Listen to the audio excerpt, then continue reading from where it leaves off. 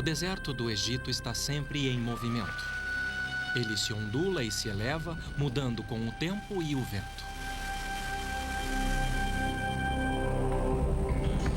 Elevando-se das pedras do deserto estão as marcas do homem. Vestígios de suas ferramentas permanecem, mas o intelecto que concebeu tais maravilhas está envolto em mistério. Uma nova pesquisa joga luz nas perguntas mais recorrentes sobre o que os antigos sabiam. Sempre fui fascinado por civilizações antigas. É um fascínio que vai muito além dos grandes monumentos que os antigos deixaram para trás. Mas quanto mais estudo esses monumentos e mais aprendo sobre eles, mais me vejo diante das mesmas perguntas simples e espantosas. Qual era a ciência? Qual era a tecnologia que tornou possível tais monumentos? De onde eles vieram e qual seu legado?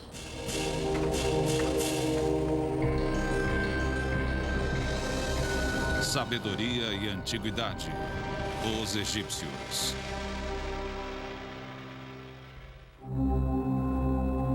Dizem que a fé move montanhas. Bom, no caso dos antigos egípcios, foi sua fé que os fez mover uma montanha para construir outra. Para isso, eles não inventaram ferramentas, e sim técnicas e métodos. Eu fui até o Egito à procura dos vestígios de seu passado antigo, para revelar algo novo sobre seu legado.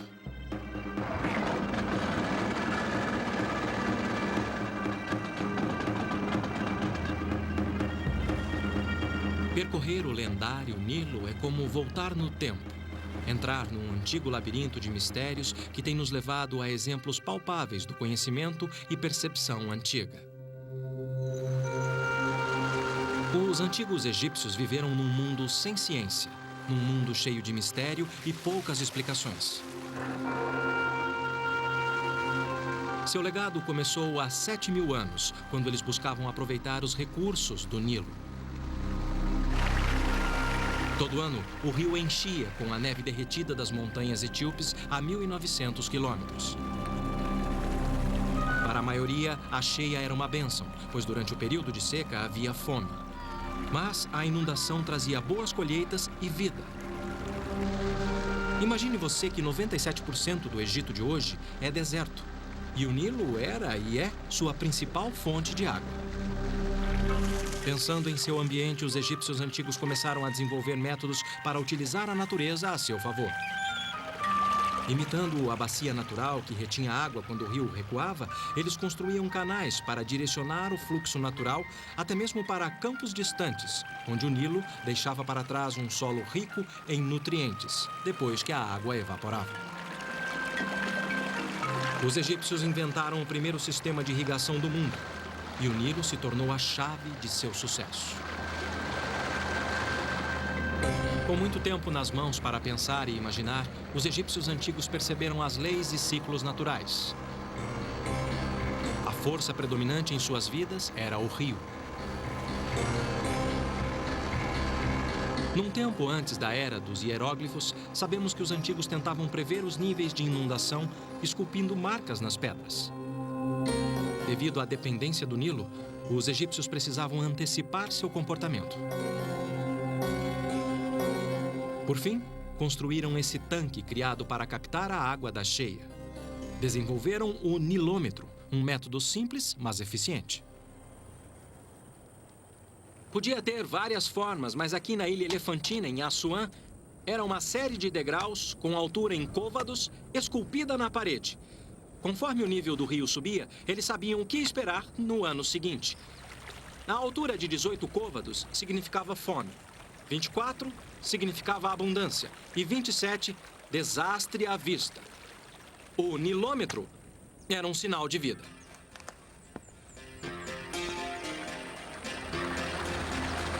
Acompanhando os ciclos da natureza, eles dividiam o ano em 3 estações. Primeiro vinha a estação da cheia. Depois, o escoamento, estação de semear e colher. E, finalmente, a seca inevitável, que durava até o ciclo de vida do Nilo se repetir. Os antigos dividiam cada estação em 4 meses, com a lua definindo cada mês com um ciclo de 29 a 30 dias. Dos vizinhos suméricos, os egípcios antigos já haviam adotado o calendário de 360 dias. Mas a lua, como referência, não fornecia a precisão necessária para prever a inundação.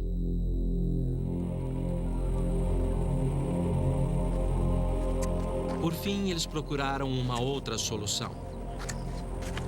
Uma que teria grandes consequências. Passo a passo, eles tentaram encontrar um meio de organizar seu mundo. E enquanto descobriam as leis e ciclos no céu noturno, os egípcios notaram uma estrela em particular, Sirius, ou Septet, como chamavam. Aparecia uma vez por ano no meio de julho, na época da estação da cheia. O ano novo era marcado a partir desta noite, num ciclo de 365 dias, como é nosso ano até hoje.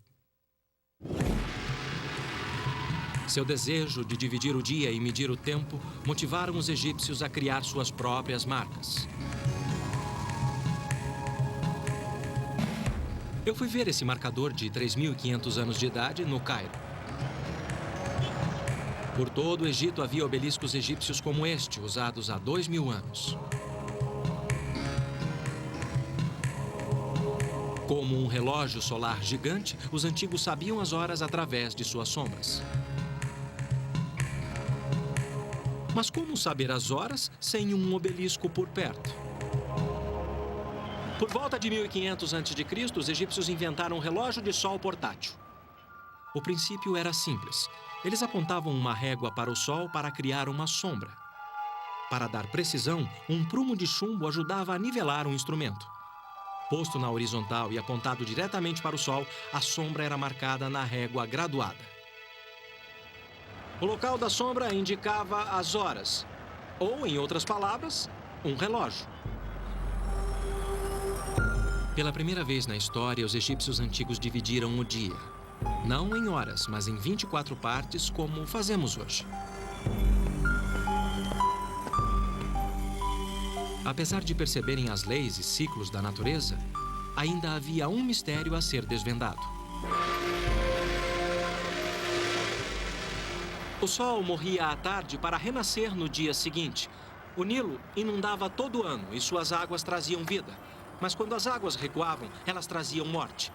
De seu ciclo natural, os antigos devem ter concluído que havia mais vida do que o olho via. Havia dois lados da moeda. Deste lado, vida. Do outro lado, o pós-vida. Mas tinha um problema. Se você precisasse de um corpo nesta vida, também precisaria de um na pós-vida, de preferência o seu, e intacto. E isso criaria uma repercussão. No começo, os egípcios enterravam os corpos na terra, envoltos em linho, sob as areias movediças do deserto. Mas as tempestades de areia quase sempre devastavam as sepulturas e espalhavam os restos de seus ancestrais pelo deserto, destruindo os corpos que eles tanto precisavam. Pois, segundo eles, sem um corpo intacto, não havia pós-vida. Então encontraram outros métodos, cavando mais fundo a rocha do deserto para criar sepulturas mais seguras. Isso para aqueles que podiam pagar por elas. A construção de tumbas seguia um esquema básico. Eles cavavam um poço com uma ou mais câmaras no fundo. Depois que o corpo era colocado ali, o poço era lacrado com areia ou pedra pesada e a entrada coberta com tijolos de lama. Esta é uma das tumbas de tijolos mais antigas que restou. Esta é grande, mas havia de todos os tamanhos e formas. Quadradas ou em colmeias, as tampas expressavam a ideia dos egípcios sobre o monte de terra primordial, de onde toda a vida surgiu e de onde os mortos eram ressuscitados. Como a longevidade se tornou um problema, eles substituíram o tijolo. Para enterros reais, os antigos passaram a usar pedras, ainda em forma de tijolos, só que mais duráveis. Com pedra, os egípcios construíram as superestruturas mais antigas da história da humanidade. Estas são mastabas, tumbas retangulares achatadas, um termo árabe para bancos de pedra. Mastabas se tornaram sinal de status. Aqui em Gizé eu percebi que quanto maiores os blocos, mais elaboradas eram as tumbas.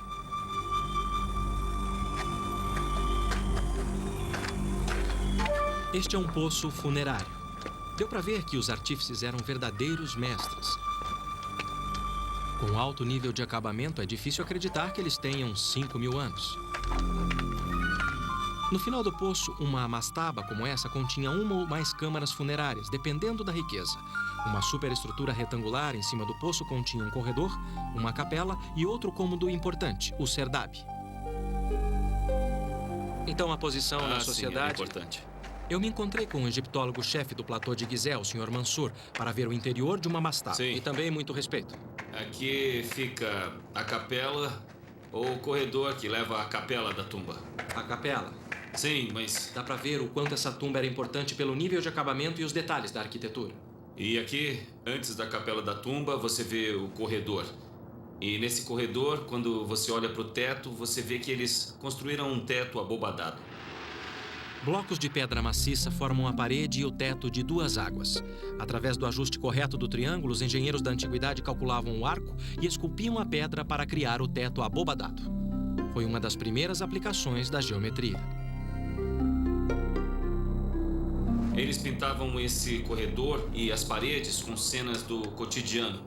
E cenas que O Sr. mostravam... Mansur salientou que os egípcios levavam presentes e pertences para as suas sepulturas e que todas as pinturas de parede substituíam o mundo em que viveram.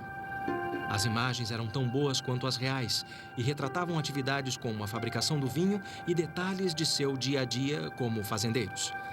Cada pintura é uma oferenda mágica e eterna expressa em arte. Numa tumba adjacente, eu encontrei uma presença poderosa, a entrada da alma e sua estátua. Além da alma, os egípcios acreditavam que uma pessoa tinha corpo, personalidade, imortalidade e nome. Sem um corpo intacto, ou pelo menos uma estátua para a alma habitar, uma pessoa não tinha uma sombra e, portanto, não existia.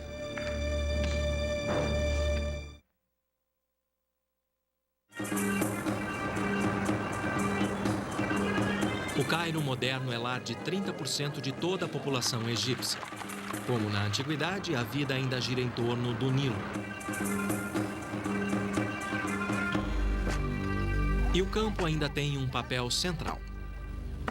Os antigos usavam ferramentas básicas e, mesmo assim, desenvolveram métodos criativos e inteligentes. Como o primeiro sistema de irrigação do mundo para a produção de alimento, suficiente para sustentar toda uma nação. Mas os egípcios aproveitaram um outro presente do Nilo. Um que deixou sua marca permanente na história do mundo, o papiro. Os egípcios inventaram um dos primeiros registros portáteis da antiguidade. Para fazer uma folha de papiro, eles cortavam o interior do caule em tiras. Depois molhavam e dispunham as lâminas em ângulos retos.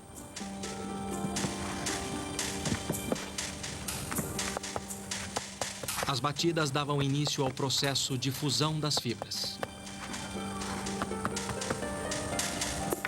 O peso adicional fundia as células das plantas depois de forçar a saída do ar, reduzindo a espessura em cerca de 75%. Com o ar seco, as fibras eram comprimidas mais 5%. Muito do que sabemos sobre a construção da tumba egípcia vem de registros em papiros. Mas para admirarmos essas maravilhas, nada como ver ao vivo. Por isso eu fui a Saqqara, onde tudo começou. Por volta de 2600 a.C., Imhotep, médico e arquiteto do faraó Djoser, inventou uma tumba própria para um rei. Ele cuidou do corpo do faraó nesta vida e agora construiria um lar para o seu pós-vida. Imhotep foi considerado um gênio por ter elevado o nível do design de uma mastaba e, com isso, dar início a uma nova era.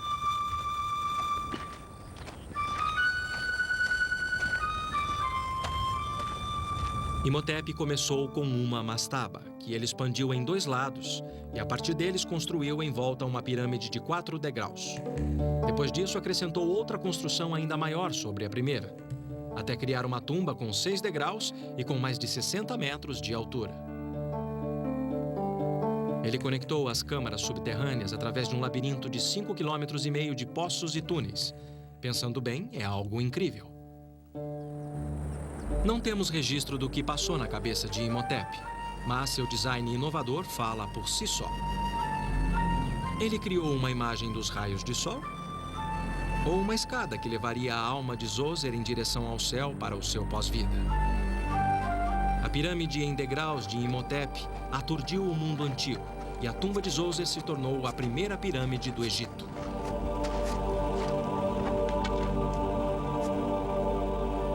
Tentativa e erro, sucesso e fracasso. Não sabemos as curvas de aprendizado dos sucessores de Imhotep. O fato é que ele deu início a uma nova tendência.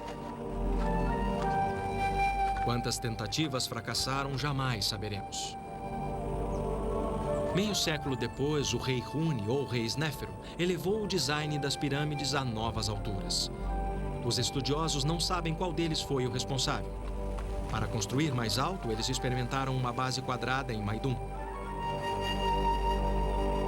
Mas o céu era o limite, e depois de transferir o local da tumba para Dashur, Snéfero começou um projeto ainda mais ambicioso. No começo parecia ter dado certo, só que na terceira fase da construção, a ambição de Snéfero teve que se curvar à inclinação. Uma das teorias é que o tremendo peso estático pode ter causado rachaduras nas paredes interiores. Então diminuíram um ângulo que conferiu ao projeto o nome de pirâmide inclinada. Estudiosos acreditam que foi por essa imperfeição que Snéfero ordenou uma nova pirâmide, que fala de ambição e determinação. Para a pirâmide vermelha, eles copiaram a base quadrada e o novo ângulo da pirâmide inclinada, mas com melhores proporções. Pode parecer tentativa e erro, mas, com o tempo, eles aprenderam a calcular suas construções com cuidado. O papiro de Hind data de 1650 a.C. Apesar de ser uma cópia de um documento anterior, ele pode ser mais antigo, pois a era de construção de pirâmides terminou 150 anos antes. É um pergaminho de 4,5 metros. Esta parte mostra que os antigos criaram uma fórmula para calcular as proporções perfeitas de uma pirâmide e que tinham uma compreensão básica dos princípios do Teorema de Pitágoras. 1000 anos antes de Pitágoras ter nascido. O que Snéfero criou foi a primeira pirâmide verdadeira, com 4 triângulos iguais sobre uma base quadrada. Agora eu quero ver como eles resolveram as questões de peso no interior.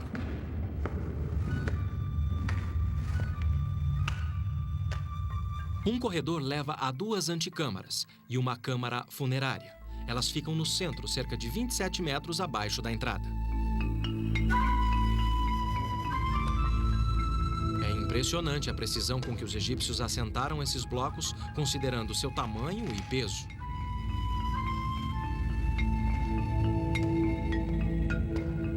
Então era assim que eles distribuíam o peso excessivo.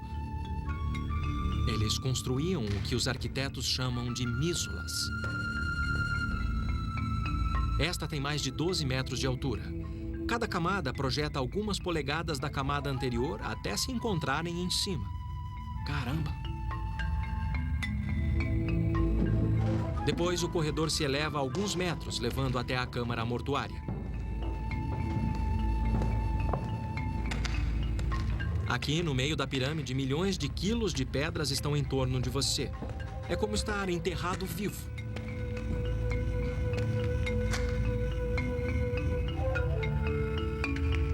Há muito tempo os ladrões limparam este lugar, mas o ar aqui dentro parece não ter mudado em milhares de anos. Por esta passagem estreita não entra ar fresco, apesar de o teto ter 15 metros de altura. Sufocante é pouco.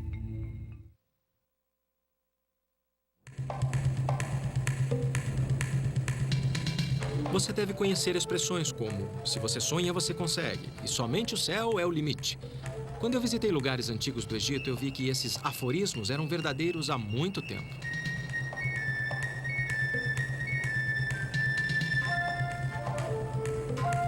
Os egípcios antigos criaram algumas das estruturas mais duradouras da história da humanidade. Principalmente quando passaram a dominar os 6 maiores requisitos da construção e que são consistentes com as 80 pirâmides que construíram. O primeiro princípio é a base quadrada. Para obter uma base quadrada perfeita, eles marcaram os 4 cantos da pirâmide, algo que devem ter feito com barbantes. Precisão é importante porque, se os lados não estiverem exatamente iguais, você terá problemas para erguer a pirâmide.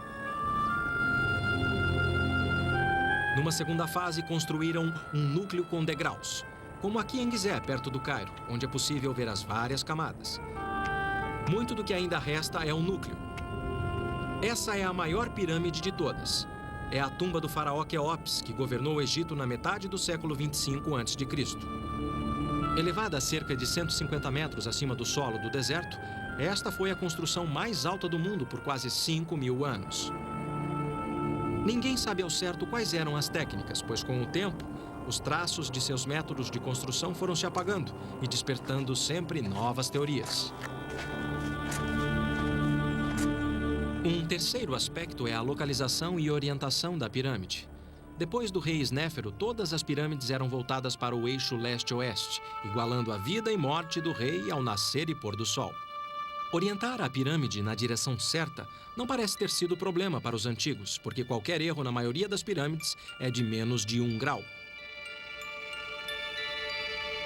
A seleção do local também incluía o item material de construção suficiente. Para a fundação e o núcleo, eles usavam o maior número possível de blocos de calcário de local próximo. Os estudiosos fizeram as contas. Uma pirâmide como esta exigiu quase 2,5 milhões de blocos de pedra, uma montanha virtual.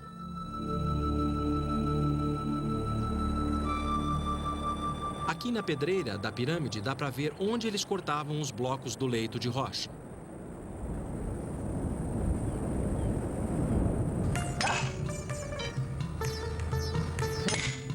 Ainda hoje, a extração de pedras é um trabalho duro e requer muita força, humana e mecânica. A comparação de equipamentos modernos com suas técnicas torna suas façanhas algo mais incrível ainda. Eu vim até uma pedreira antiga em Assuã, no sul do Egito, admirar sua determinação.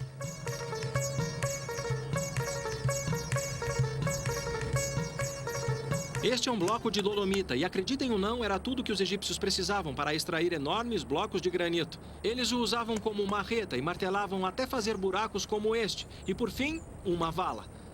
Devia ser um trabalho maçante mesmo, mas era muito eficiente.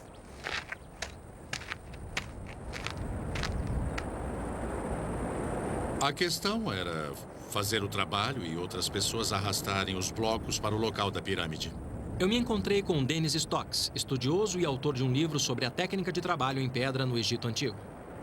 A questão era quadricular para isolar blocos prontos para serem extraídos e colocados na pirâmide. Ele explicou como eles moviam esses blocos para construir o núcleo da pirâmide. Considerando os diferentes tamanhos, provavelmente eles usavam diversos métodos. Em alguns casos, só arrastavam os blocos, e em outros, usavam trenós e roletes de madeira. Os blocos maiores eram colocados com simples alavancas de madeira.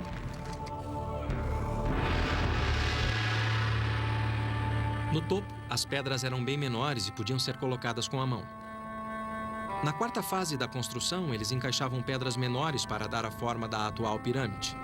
O truque não era tanto o formato perfeito de cada bloco, mas o peso total de cada fiada que tinha que ser absolutamente idêntica. Como vocês podem ver, as pirâmides foram construídas com pedras de todos os tamanhos e formatos. Algumas tão grandes quanto um caminhão, outras do tamanho de uma geladeira, todas encaixadas com exatidão. Como se isso não fosse difícil, os construtores tinham que manter um ângulo constante de uma fiada de pedras para outra. Só assim eles podiam dar à fachada a lisura de um pedaço de vidro e manter os ângulos, com a precisão de uma lâmina de barbear.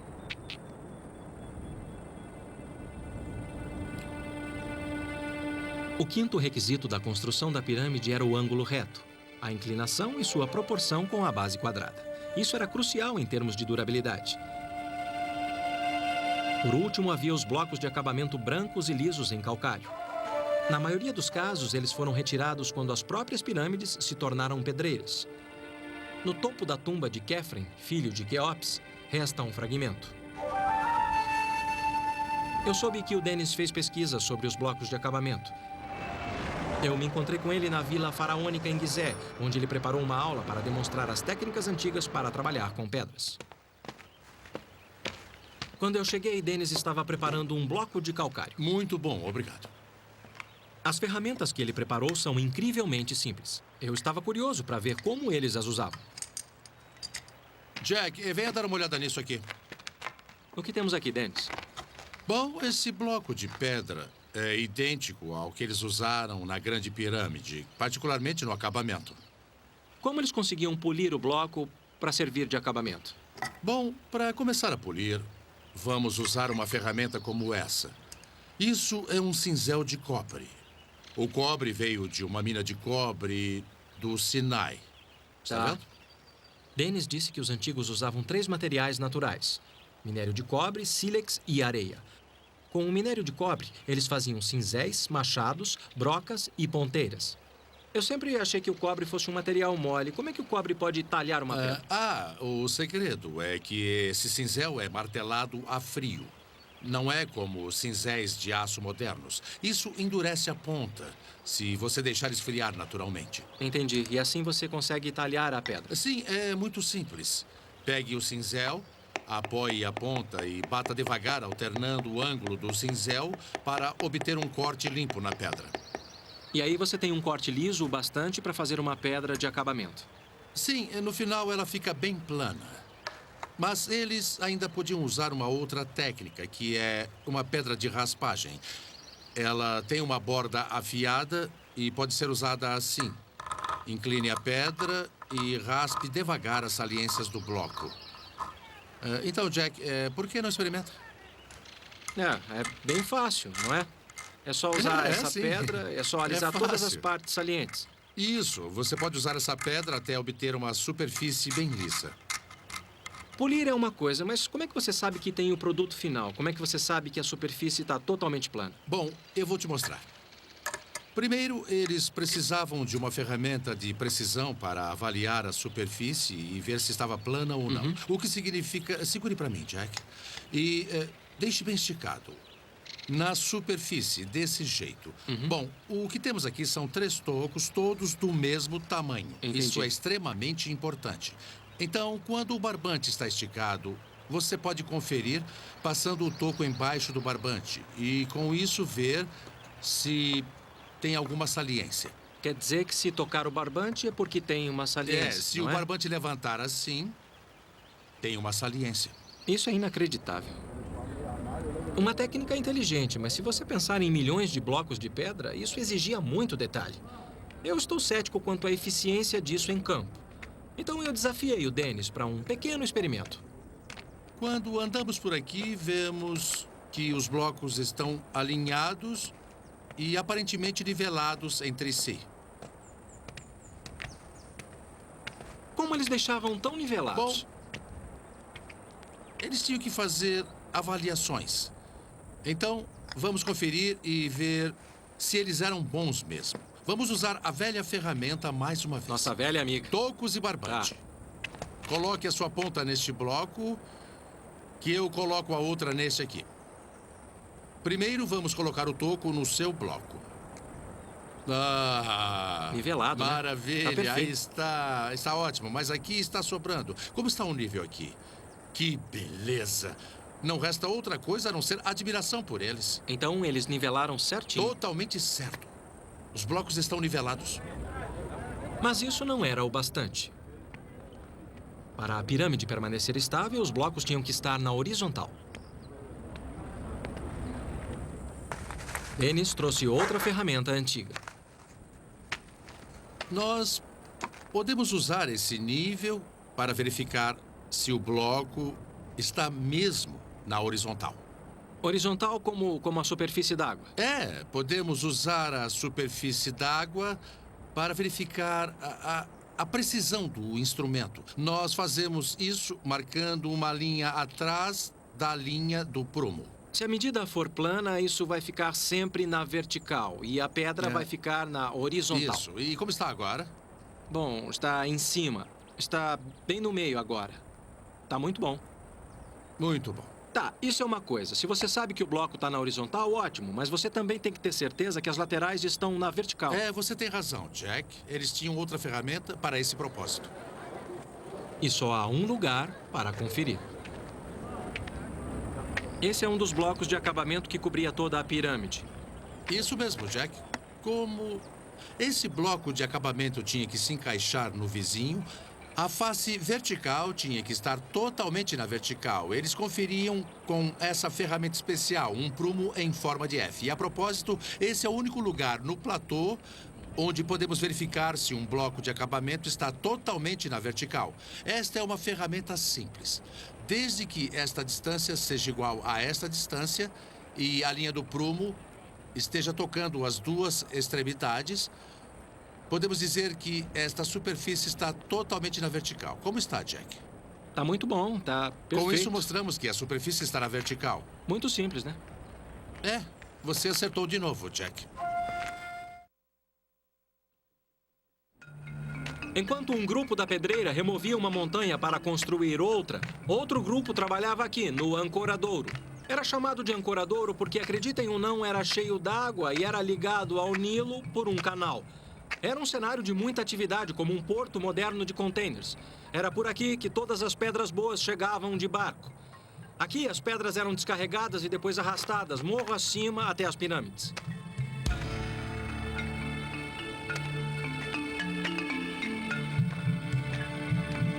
Os antigos sabiam que o ângulo das rampas era crucial. Entre 6 ou 7 graus era perfeito para desafiar a gravidade.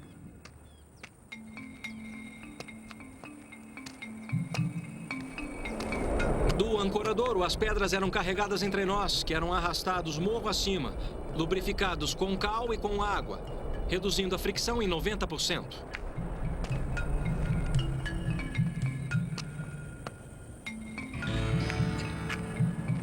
Não queira subir esse morro tentando arrastar uma pedra. Eu quis saber quem eram as pessoas que arrastavam pedras pesadas para as pirâmides dia após dia durante 20 ou 30 anos de construção, tempo que levava para construir esses gigantes.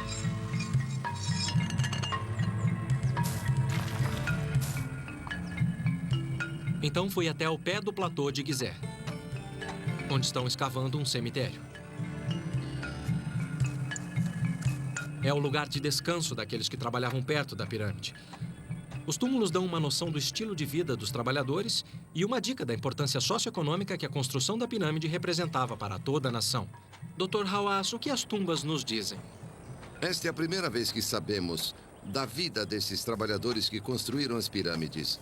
Antes disso, sabíamos muita coisa dos nobres, oficiais, reis e rainhas, mas nada sobre as pessoas comuns que representavam 80% da nação naquela época. E aqui o Dr. Zahi Hawass, secretário-geral de Antiguidades, encontrou-se comigo para falar de suas últimas descobertas. Como os egípcios administravam tantas pessoas trabalhando nesta obra colossal? Era um sistema de trabalho forçado, coação ou um sistema de cooperação? Você tem que entender uma coisa importante, que é a pirâmide era o projeto de toda a nação. O país inteiro, 1.600.000 pessoas. Esse era o número de habitantes do Egito naquela época. Dedicavam suas vidas para construir essa pirâmide, porque era para o rei, que na verdade era Deus. Então não tinha um exército forçando escravos? Não. Acreditamos que o número de trabalhadores era de apenas 10.000 homens. Talvez um terço fosse de trabalhadores permanentes que trabalhavam para o rei desde sempre. E o resto seriam homens jovens que vinham para ajudar no sustento da família no Delta e no Alto Egito. Ao contrário do que se presumia, as evidências mostram que o trabalho básico, a força muscular na construção das pirâmides, não vinha de escravos, mas sim de fazendeiros dedicados. Toda família tinha que enviar sua contribuição. Como até hoje, se você for a qualquer aldeia, no Alto ou no Baixo Egito, eles fazem como na época da construção da pirâmide. Se você tentar construir sua casa, vai descobrir que todos os dias, todas as famílias da aldeia vão te levar comida. Construir uma pirâmide era a mesma coisa. Mas e o Nilo e a cheia que ocorria todo ano? Isso afetava o trabalho nas pirâmides? Sim, mas ajudava no trabalho da pirâmide, pois quando a cheia cobria completamente o Egito, não havia trabalho para ninguém. O que você acaba de descrever é como uma pequena cidade. 10.000 pessoas é muita gente. Como eles organizavam isso? Uma equipe consistia de 2.000 trabalhadores. Eles dividiam a equipe em 2 grupos. Cada grupo tinha 1.000 trabalhadores. Cada grupo tinha um nome, tipo Amigos de Quéops, bêbados de miquerinos. Cada grupo tinha um supervisor. Então, os 10.000 trabalhavam organizados em equipes, em grupos, em turmas menores. Assim, a organização ficava bem mais fácil. Eles tinham uma grande área, tipo uma cantina, para alimentar todos os trabalhadores. Havia várias instalações para guardar todo o equipamento, porque o trabalhador não podia ter ferramenta. As ferramentas pertenciam ao governo. Eles tinham pessoas para cuidar das roupas, pessoas para cuidar da comida. Eles tinham pessoas que cuidavam de tudo para eles. Como uma pirâmide. É, por que nos preocupamos sempre com a construção da pirâmide? A administração da construção da pirâmide é mais genial, sabe, do que a construção da pirâmide em si. E é por isso que a pirâmide construiu o Egito. Porque construir essa pirâmide os fez conhecer tudo sobre arte, tecnologia e ciência. A fé egípcia na pós-vida estimulou não só a ciência e a tecnologia, como o comércio. Como no Cairo moderno, os trabalhadores da aldeia exigiam uma quantidade enorme de suprimentos no dia a dia.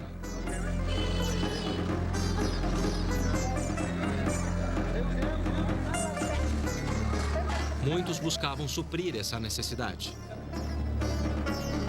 E conforme sua crença irradiava além das sepulturas reais, ela atingia cada aspecto do dia a dia dos egípcios. Mais e mais pessoas passavam a suprir a demanda, e assim geravam sua própria demanda. O empreendimento e todos os aspectos associados a ele tornou-se uma grande indústria. Incenso, bálsamos e ungüentos, que eram privilégios do rei, passaram a ser desejo das massas.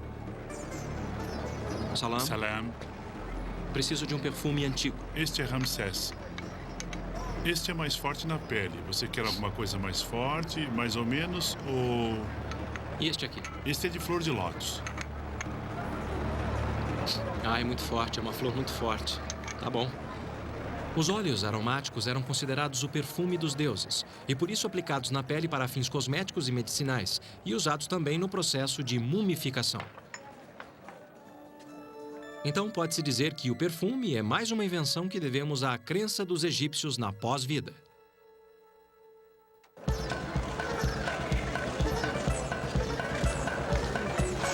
Eles também criaram um dos fascínios mais duradouros do mundo.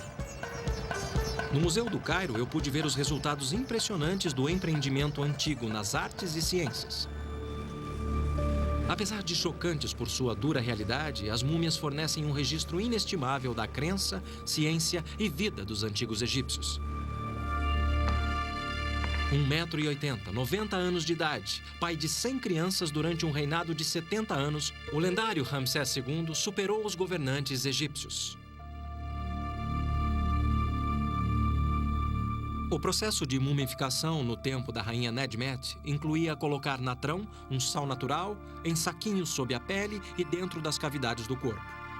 Quando ela foi descoberta e levada para o Cairo através do Nilo, o natrão, que tinha desidratado seu corpo, absorveu a umidade do rio, fazendo com que sua pele desidratada queimasse.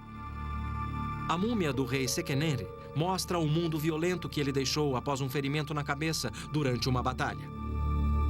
Amenhotep I, seu neto, descansa em um manto enfeitado com uma coroa de flores. Como hoje, flores eram sinal de amor. As múmias nos dizem que os egípcios tinham ossos quebrados, faziam amputações e sofriam de artrite, como muitos de nós. Esses mensageiros silenciosos prestam testemunho do domínio da técnica e do profundo conhecimento.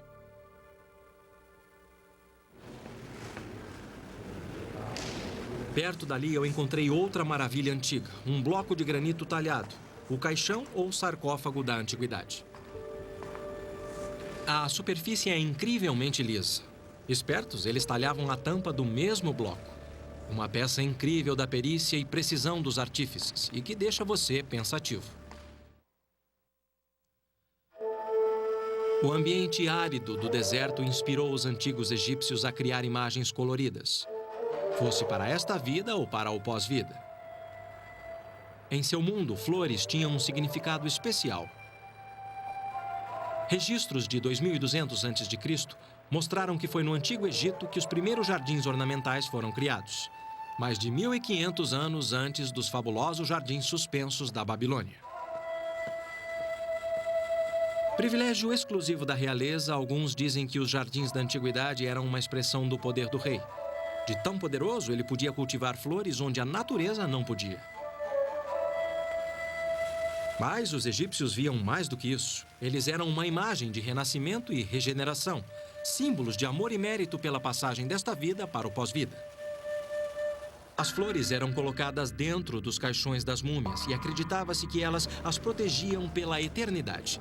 E o granito, segundo sua crença, fornecia o máximo em segurança. Na escala de Mohs, que vai de 1 a 10, o granito é de grau 7, sendo no mínimo tão duro quanto o aço. Como eles conseguiam perfurar uma pedra tão dura assim, era uma pergunta para o estudioso da tecnologia da antiguidade, Dennis Stocks. Uma das coisas mais difíceis para os egípcios, cujo processo era desgastante, era fazer a perfuração de pedras sólidas. Enfim, era assim que eles perfuravam. Primeiro, eles tinham um tubo de cobre com a haste de madeira atravessando o mesmo, portanto, tem um espaço na parte inferior do tubo. Assim, eles colocavam o tubo em posição e um agente cortante, que é simplesmente areia comum do deserto. Então você despeja a areia dentro para que o cobre tenha uma borda cortante. Sim. Temos um arco longo com uma corda amarrada que dá uma volta dupla em torno da haste. Só falta colocar um componente. Pode pôr a pedra em cima da haste. Agora, isto serve apenas para posicionar e girar a haste. Girar enquanto a parte de baixo gira no buraco. Portanto, se você puder segurar... Quer dizer que isso é o que mantém a ferramenta agora no lugar. Segure e não coloque qualquer pressão enquanto dois operadores giram a haste. A areia vai cortando devagar e com firmeza, abrindo seu caminho na pedra. E o único fator limitante é a força e o comprimento do tubo de cobre. Entendi. Certo, então é uma técnica muito boa e, é claro, muito econômica. Por quê? Porque você só perfura a circunferência do tubo. O núcleo pode ser atingido depois e você fez apenas um furo. Super tecnologia, com certeza.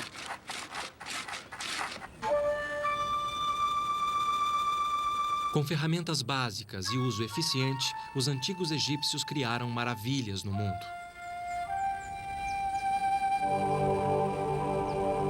E apesar de seu conhecimento e experiência terem crescido, a arte das pirâmides decaiu.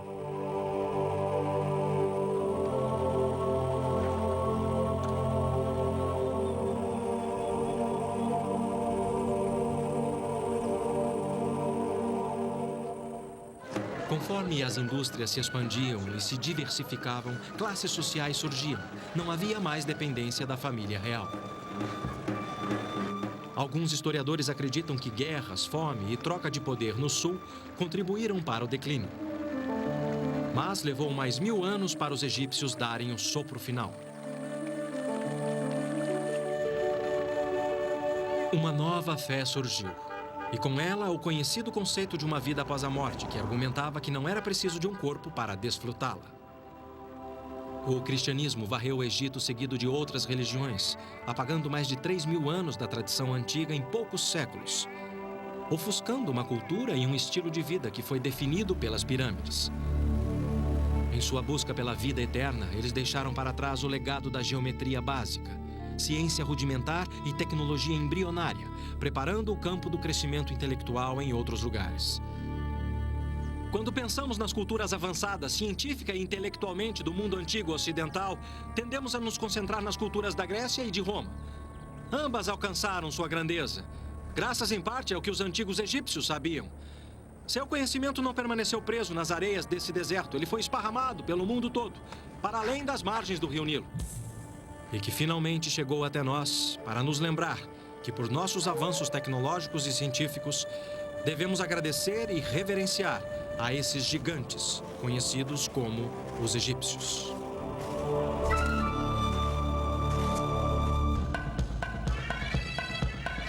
Versão brasileira, DPN Santos.